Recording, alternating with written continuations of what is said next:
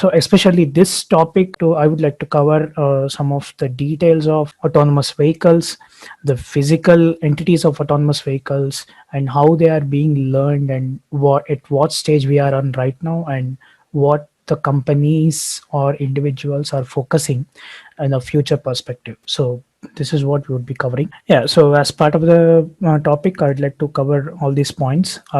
Simple introduction of what is autonomous vehicles and all, and how close are we to autonomous vehicles. So whenever you see AVs on the slides, just make sure that it is autonomous vehicles. Okay. So how close are we to autonomous vehicles? So this is a very huge process. Autonomous vehicles is not like you get it in a single day. It's like year by year, they keep improving. And so we just want to know how close were we to the autonomous vehicles, and then the physical design of the autonomous vehicle. So it is built by n number of sensors. So you have a lot of sensors on top of autonomous vehicles to make sure it matches the human intelligence. And if you consider the scenarios that we come across on the road and all, it's very hard to even picturize some of the things where human even can't help those situations. So in such cases, how does AVs help us, and how good they are in those scenarios? For that case, we need to have a lot of sensors. Yeah. So we'll see that. And end-to-end learning in autonomous driving. So when I say end-to-end learning, from the scratch till the end, so from the input one till the output, the whole process is being learned. When I say learn, what is earned, what is being learned, and what is end-to-end learning, we'll all see that. And then I'll give you a short demo of what do we mean by end-to-end learning, and which company has actually built it. NVIDIA has done some end-to-end learning stuff, and they have put some of the things, and we can see those videos and how they have implemented the end-to-end learning part, and we'll see all that. And also career paths. So yeah, almost every automobile company is now switching towards the autonomous driving and autonomous vehicles. At least they are contributing a part of it. So we'd like to see what are some of the career paths that are available, how you can get benefited by looking at some of the autonomous vehicles and getting to know some of the autonomous vehicles courses, or doing some of the projects on autonomous vehicles. Yeah, we'll see that. A brief intro. So yeah, a self-driving car, as the name itself says, it can sense the environment and it can navigate itself through the environment without any human input. So that is a complete self-driving car. So you might have seen some of the self-driving cars that are available in the market. Google has released one, Waymo has one, Uber has one, but they are not completely autonomous. So they cannot run in every scenario. They can only run in stipulated scenarios. And so there are some accidents happened, and so they pivoted back. They stopped now allowing the autonomous vehicles onto the roads. So a complete self-driving car is yet to be released into the market. So whatever we have now is not a complete self-driving car. So what is self-driving car? When we say self-driving car, it does mean that it has to navigate through the environment without any human input. So there would be no human sitting in the driver's seat to navigate. It just has to go on its own, irrespective of any condition, irrespective of rain, fog, irrespective of night, day, irrespective of huge traffic, disputed lanes, everything, it has to work. Such advanced, robust is yet to be built. Self-driving cars does have many sensors, as I already told you. So there are many sensors, like they have lidar, they have radar, they have ultrasonic, DGPS. These are all a group of sensors. We need to fuse them in order to help in the navigation. And many automobile companies, almost everyone in the field which has gained some importance in the automobile industry, they start investing in autonomous driving. It doesn't matter. I mean, they might be a part of complete car, or they can supply a particular module of the whole car. Like, I'll give you the lidar, like exceptional lidar for you, and you can build a car. Or I can give you a complete radar and lidar interactive sensor module. You can build on top of the car and you can use it. So that kind of interactions are now happening in automobile world. Autonomous driving, connected vehicles, and 5G is like a big thing, and that's going to be the future.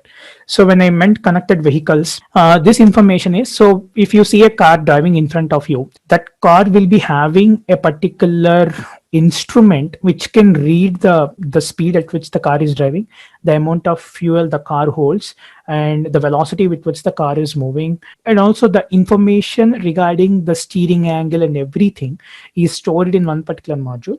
and that particular module's data is connected to the cars which are surround that particular car. I know if you are going on a highway, maybe the cars, there are like 5 cars behind us and like maybe 6 to 7 cars in front of us. So this particular information is shared across all the cars, and the information of those cars are also shared with us. So that's the concept of the connected vehicles.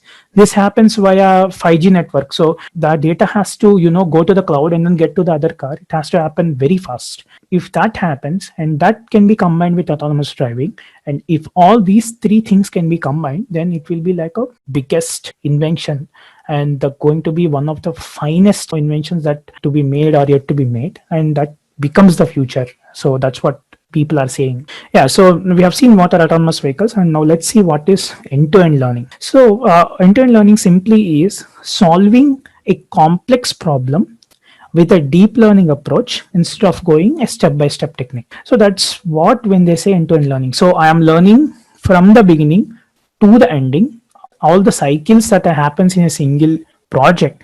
I learn everything. That's called end-to-end learning. If we see around 2010 and 2011, over those years, how do we address a particular project is we will manually extract the features from an image, we will put it to a machine learning module, and we'll get the results. Suppose we need to find a gesture recognition, hand gesture recognition. We will get some features of the hand.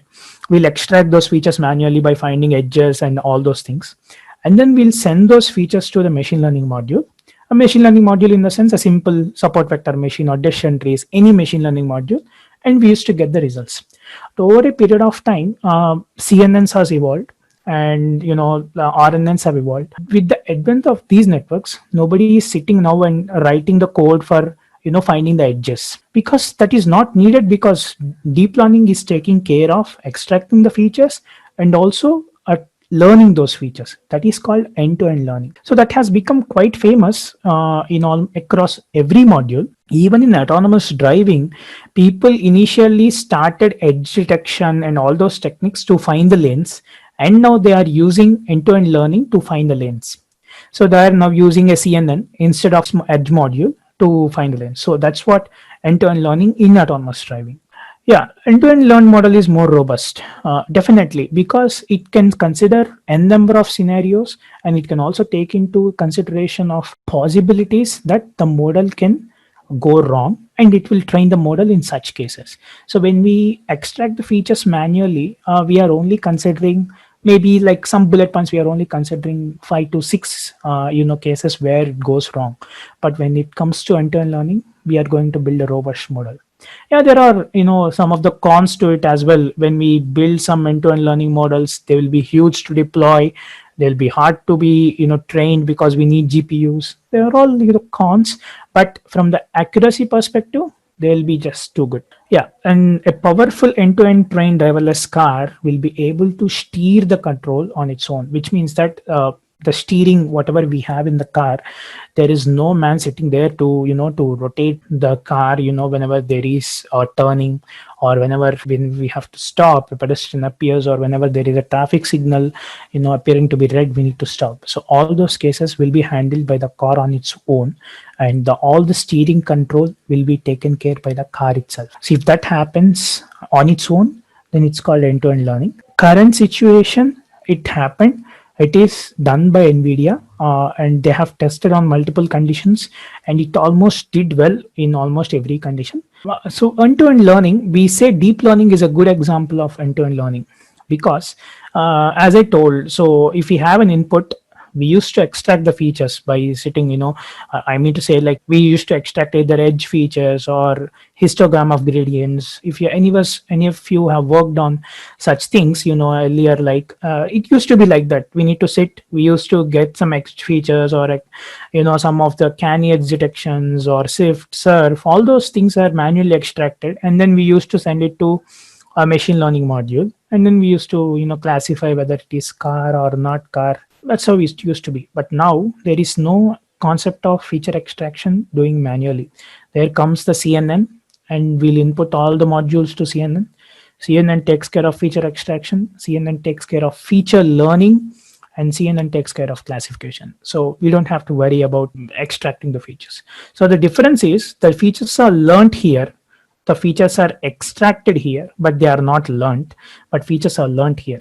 Because we are learning the features, we call that end-to-end learning. We'll see how the end-to-end learning simply. So this is what happens when we don't have end-to-end learning. We'll have car on road, we'll make the lane marking detection, and then we need to do a path planning, and then we need to do the steering control. So this lane marking detection is used to be done with, some of the image transformations, affine models and all that. And we used to say, okay, the lane markings are at this place. And then we used to do some path planning. So we used to take care of the path planning. So we needed to understand where we are there in the path. We need to navigate the car in such direction. So that's called path planning. And that is also done manually. And then you need to control it. I mean, manually in the sense we extract those features manually. But when it comes to the concept of end-to-end learning, you just have car on road image, you have a neural network, and you get the steering control. So that's like straightforward. So you build a new neural network here, you have a car on road and this control. So from X till Y with just one step. But here you have a number of steps that has to happen in the middle, and you need to take care of all those. So that's the difference. And yeah, let's go to the next. Yeah. So how close are we to autonomous driving vehicles? So there are 5 different levels of autonomous driving. The first level, we call this as no automation. It means that the cars that we have currently, that we are driving every day. So here we'll sit, we'll drive, and there is no assistance. And then there is driver assistance available. And there are some features that are available. So for example, automatic brake system. So some of the cars that we have right now, they have automatic brake systems. I mean, sometimes when the driver is sleepy or something like that, when something happens, automatically the car stops or it brakes itself and something, coming in the front using some of the sensors. It is installed in some of the cars. And then partial automation. In this case, the acceleration of the car and all those things will be handled by the car itself, but the driver has to sit in the car seat to navigate. So he need to sit, he need to control if something happens, but if it is a straight road, if it is a highway with less traffic, it goes. If it is a day, if it has light, and if there is no fog, in such exclusive conditions, the driver has to sit still in the driver's seat, and the car navigates itself. Conditional automation. In this case, the driver need not have to really bother about conditions of the external conditions, but still he need to sit in the driver's seat, and he need to notice how the car is performing in certain conditions. So it will take care of pedestrians, it will take care of fog, it will take care of light, it will take care of everything, but still driver has to be seated. And then high automation and full automation are pretty much the same. Full automation is when it can work everywhere, and high automation is some areas where, like hill stations, or where there are full curves, or when there is forest, and such cases might not work, and full automation will work even in such areas. So we are currently in between level 2 and level 3. So some of the cars have partial automation, some of the cars have conditional automation, and we are yet to achieve high automation. High automation is still not achieved. All those cars that we see here, all those demos that we see here are still not the complete ones. They are yet to be made fully automated. So those are like happen in a conditional scenarios, and then in a specific areas like that. And while testing some of the Waymo vehicles and Uber, accidents did happen, and now they stopped everything they don't want things to happen. Just want to tell you, so all these companies, all these logos that you see here, and there are more too, who started building autonomous vehicle. Partially they started working, or they completely invested in that, but these are some of the companies that are across the world that start investing in autonomous vehicles.